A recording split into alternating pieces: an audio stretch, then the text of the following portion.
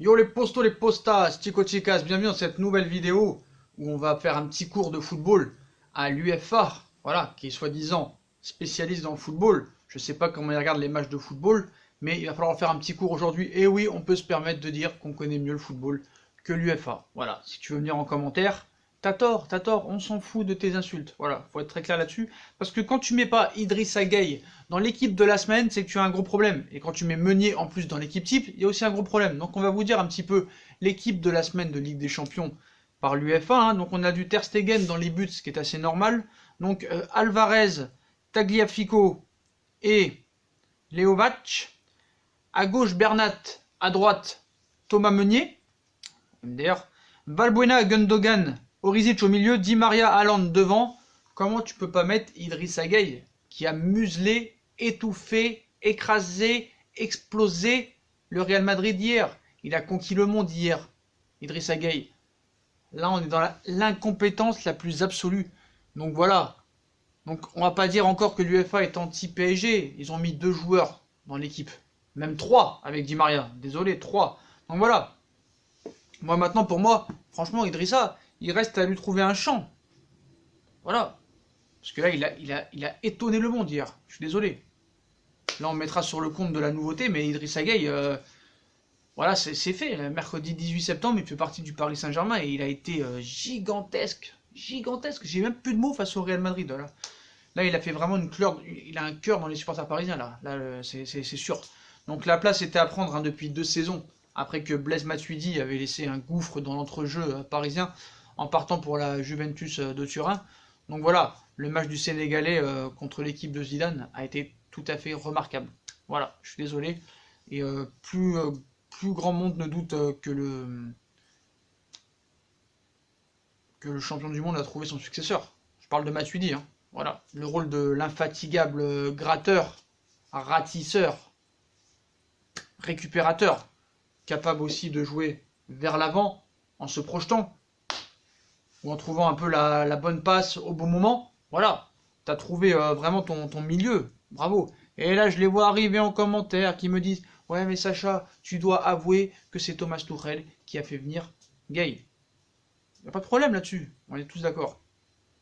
Donc dans une équipe dont les attaquants habituels, à l'exception de Cavani, défendent surtout leur intérêt personnel, j'ai envie de te dire, il manquait au milieu parisien un stabilisateur depuis le début, depuis le départ de Mota et de Matuidi, capable également de freiner les offensifs adverses, parce que là je vois les stats, c'est quand même incroyable, c'est un roquet offrant aux amateurs de statistiques, là, des chiffres qui disent un match franchement réussi, que ce soit dans les ballons récupérés, les duels gagnés, les passes clés, c'est incroyable.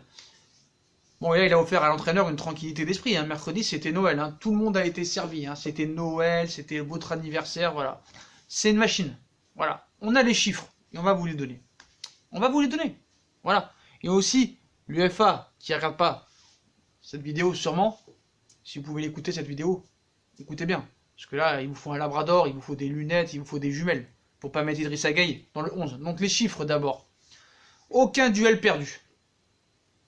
90 ballons touchés, 6 récupérés, 3 occasions créées, record d'interception, 2 tacles, 2 passes clés et 2 passes dans le dernier tiers du terrain. Donc accessoirement une passe décisive pour Angel Di Maria sur son 2e but. Voilà. Donc Tuchel hein, qui l'a embrassé tendrement comme un talisman à l'issue du match.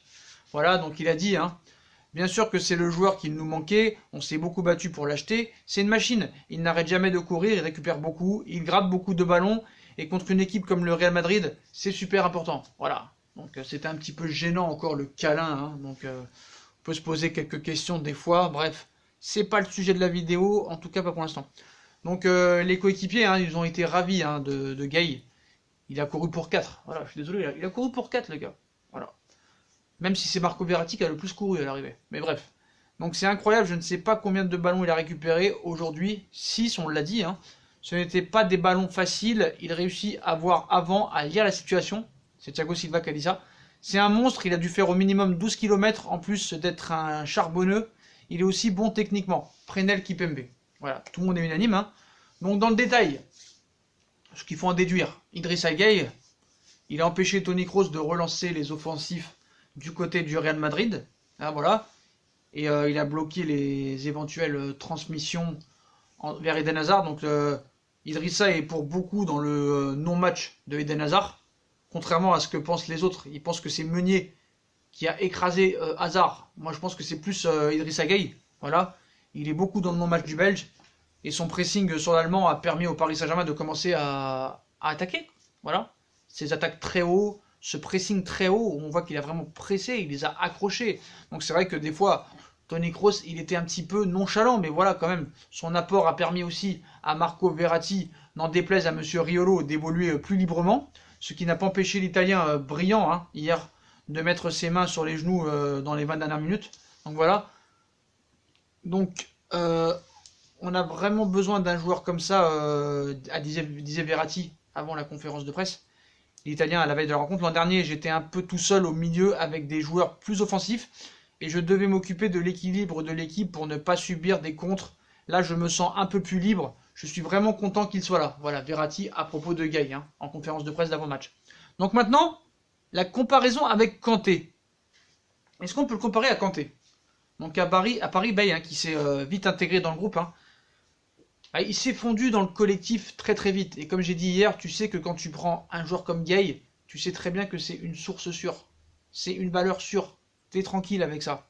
Voilà, t'es tranquille. Donc, aussi vite aussi, il s'est bien intégré à Aston Villa au début. Everton aussi, il avait débarqué en Première Ligue à 25 ans après une très grosse saison à Lille. Voilà, qui avait fait de lui un bon milieu de Ligue 1. Pas une vedette, mais un joueur de valeur sûre. Voilà. Un joueur fiable, comme dit M. Tourelle, un joueur sur lequel on peut compter. Voilà. Donc en Angleterre, Gueye a muté, hein, plus habile de ses pieds que la moyenne des récupérateurs, profitant de sa supériorité physique. Dans un championnat où l'intensité est clé, hein, il est rapidement imposé comme le meilleur récupérateur du pays, juste derrière le champion du monde N'Golo Kanté. Donc on va comparer un petit peu les deux hommes, parce que beaucoup de gens ont comparé N'Golo Kanté à Idrissa Gueye, il y en a même qui ont dit qu'ils sont meilleurs. L'un est meilleur, l'autre est meilleur, on va voir. Donc les deux hommes sont souvent comparés, hein, y compris par Steve Walsh, l'entraîneur de Leicester pour Kanté et Everton pour Gueye, l'homme qui les a tous deux recrutés. Voilà. Donc un bémol, le Sénégalais qui tenait David Beckham pour son idole d'enfance hein, est davantage attiré par le but que Kanté. Voilà, il aime bien aller vers l'avant. Idrissa Gueye plus vers l'avant que N'Golo Kanté. En Angleterre, pas grand monde n'a compris que le Paris Saint-Germain les débauchait cet été pour 30 millions d'euros sans qu'aucun grand club de Première Ligue n'y trouve rien à redire. C'est vrai qu'on peut se poser la question pourquoi une équipe comme Tottenham, City, Arsenal, Liverpool ne s'est pas penchée sur Idrissa Gueye. Donc c'est vraiment une belle affaire du côté du Paris Saint-Germain, surtout pour 30 millions d'euros. Donc voilà. Sans doute le club parisien, Thomas Tuchel, il faut l'avouer en particulier, avait-il pris trop d'avance dans la course faite aux Sénégalais, déjà bien entamée cet hiver? On sait très bien que Idrissa Gueye a failli signer au Paris Saint-Germain dans les toutes dernières heures du mercato d'hiver. Donc voilà.